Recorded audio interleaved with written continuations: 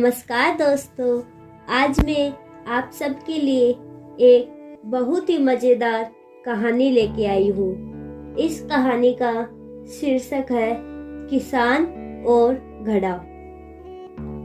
भोला एक गरीब किसान था जो हमेशा अपनी गरीबी से परेशान रहता था।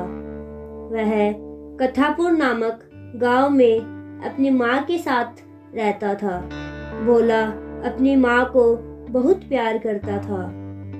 वह हमेशा अपनी माँ से अपनी गरीबी का जिक्र करता और चिंतित रहता।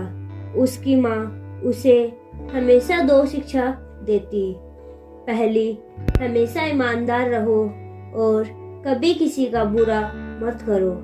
दूसरी, ईश्वर सभी को सही समय पर सब कुछ देते हैं। उसकी गरीबी भी भगवान सही समय आने पर दूर करेंगे।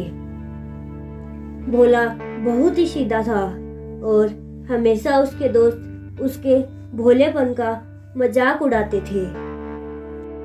एक दिन उसने एक सपना देखा।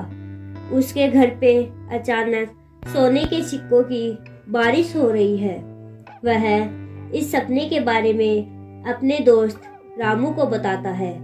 रामू उसकी बात का मजाक उड़ाते हुए कहता है, हाँ, मुझे भी सपना आया था कि खेत में सोने के सिक्कों का घड़ा निकलता है और मुझे मिलता है।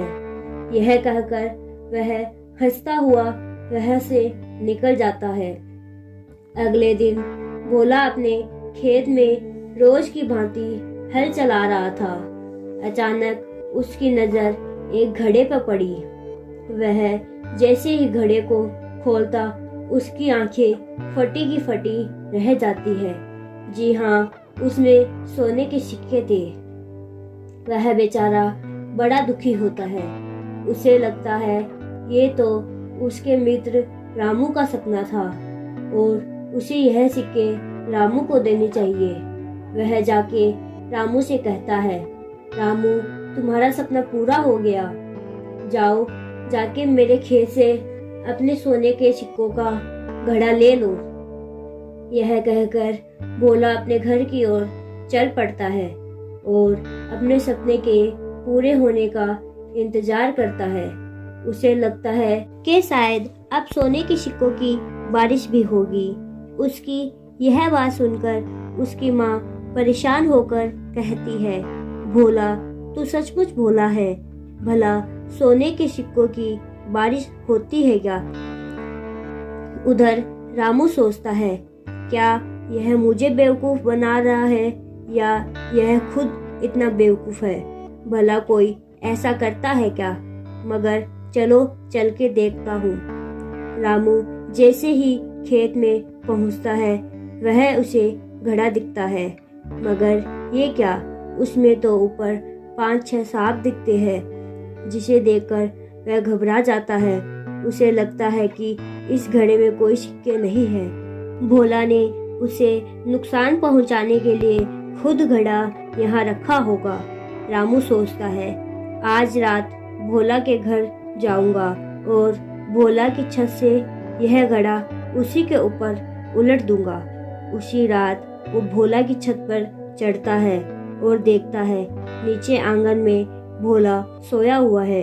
रामू घड़े का ढक्कन हटाता है और घड़ा पूरा भोला के ऊपर उल्टा कर देता है। सांप नीचे गिरते ही खेत की ओर बाहर चले जाते हैं। और यह क्या, अचानक इतने सारे सोने के सिक्के भोला के ऊपर कहाँ से आए? क्या सोने की बारिश हुई? जी नहीं, घड़े में नीचे सिक्के थे जो रामू को दिखे नहीं।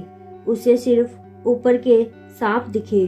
तो दोस्तों, इस कहानी से हमें यह सीखने को मिलता है कि जिस तरह भोला को उसके सब्र का फल और ईमानदारी का फल मिला, उसी तरह रामू को उसके बुरे व्यवहार का दंड मिला।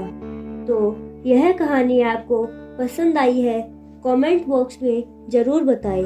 साथ ही लाइक, शेयर और सब्सक्राइब करना ना भूलें। धन्यवाद।